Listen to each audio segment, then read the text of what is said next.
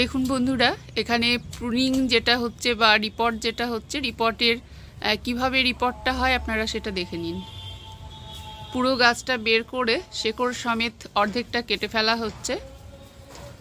প্রচুর গাছ মানে রিপোর্ট করা হচ্ছে, সেহেতু টব থেকে বের করে শেকড় সমেত অনেকটা কেটে বাদ দেওয়া হচ্ছে। তারপরে কিন্তু পুনরায় আবার কিন্তু রিপোর্টিং হবে।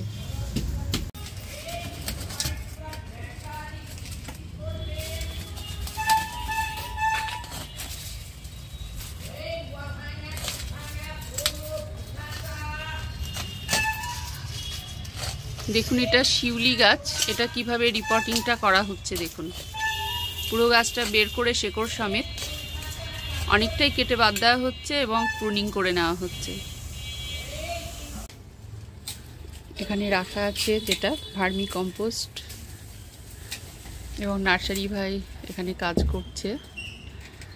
অনেক লম্বা হয়ে গেছে গাছগুলো, অনেক গাছ শুকিয়ে গেছে, আর কিছু গাছ ঠিক আছে, সেগুলো আবার রিপোর্ট করা প্রুনিং করার ব্যবস্থা চলছে।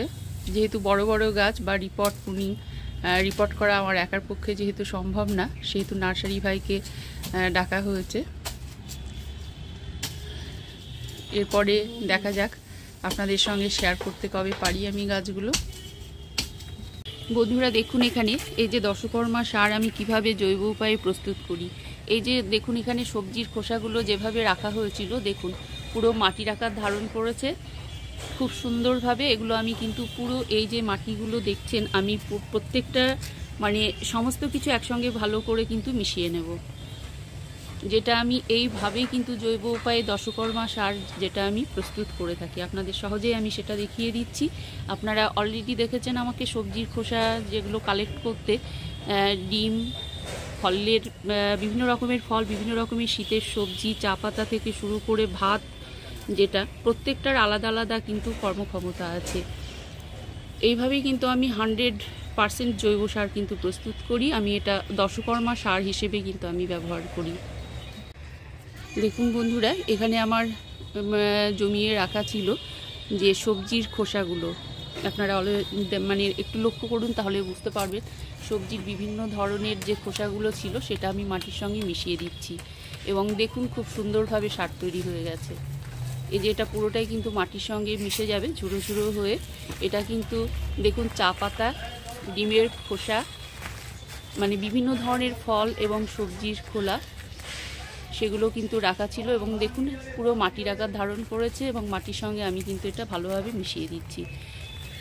এইভাবেই কিন্তু জৈব উপায়ে কিন্তু আমি সার প্রস্তুত করি এবং মিডিয়াটা প্রস্তুত করি, যার ফলে আপনারা দেখতেই পান ড্যাফোডিলস গার্ডেনের গাছগুলো যে কেমন হয়েছে, সেটা আমার নিজে বলবো না, আপনারাই বুঝতে পারবেন আর কি, যতটুকুই পারি না কেন বা করে দেখায় না কেন। এই যে জৈব সার প্রস্তুত প্রণালী, এটা দশকর্মা সার যেটা আমি নিজে হাতে তৈরি করি এবং এই যে প্রস্তুত করি, মানে একেবারে পুরোপুরি কিন্তু জৈব উপায়। এবং আপনারা এখানে দেখুন আমার অলরেডি রাখা আছে এখানে, এবং এই যেভাবে রাখা আছে আমি টোটালটাই কিন্তু মাটির সঙ্গে এখন কিন্তু মিশিয়ে দিয়ে টবগুলো আবার কিন্তু প্রস্তুত করব মিডিয়া হিসেবে। এবং গরমের সবজি, ফুল, ফল সমস্ত কিছুটাই আমি কিন্তু এই মিডিয়াতেই কিন্তু তৈরি করব, আপনাদের সকলকে সেটা আমি দেখিয়ে দেব। ভিউয়ার্স, আপনারা টবের পুরনো নিস্তেজ বা নিষ্প্রাণ যে মাটিটা, এই মাটিকে জীবন দান করুন, মাটিতে ফিরিয়ে আনুন প্রাণ। সেই জন্য আপনাদের মেশাতে হবে এই মাটির ভেতরে আপনারা পরিমাণ মতো হাড় গুঁড়ো, শিংকুচি, আপনাদের যে ধরনের মাটি থাকবে আর কি, সে অনুযায়ী আপনাদের একটা রেশিওতে কিন্তু মেশাতে হবে। সেখানে থাকবে হাড় গুঁড়ো, শিংকুচি, নিমখোল, বাদাম খোল, কিছুটা পরিমাণে সর্ষের খোল। আপনারা চুন ইউজ করুন, যে চুনটা পানির সঙ্গে খায়, আপনারা কিছুটা পরিমাণে চুন নিয়ে আসুন। চুনটা আপনারা দিয়ে দিন, মাটির সঙ্গে মিশিয়ে দিন, এবং মাটিটা ওইভাবে রোদে শুকিয়ে নিন 1 থেকে 2 দিন। ভালোভাবে শুকিয়ে নেওয়ার পরে আপনারা যদি জৈব উপায়ে যদি মাটি তৈরি করতে চান, তাহলে টবের মধ্যে আপনারা মাটি ড্রেনেজ হোলটা রেখে জল নিষ্কাশনের ব্যবস্থাটা ভালো রেখে গাছ বসিয়ে দিন।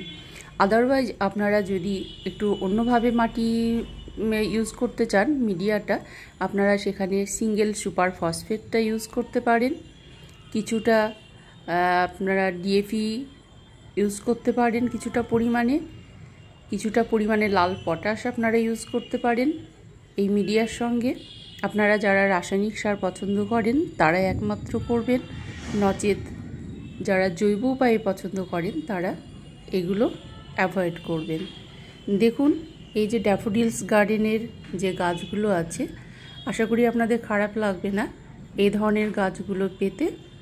আপনারা বা এই রকম গাছ তৈরি করতে আপনারা অবশ্যই এই মিডিয়াটা ইউজ করুন। এবং মাটিকে মানে টবের যে ব্যবহার করা যে নিস্তেজ বা নিষ্প্রাণ মাটিকে আপনারা জীবন দান করুন, খুব ভালো রেজাল্ট পাবেন।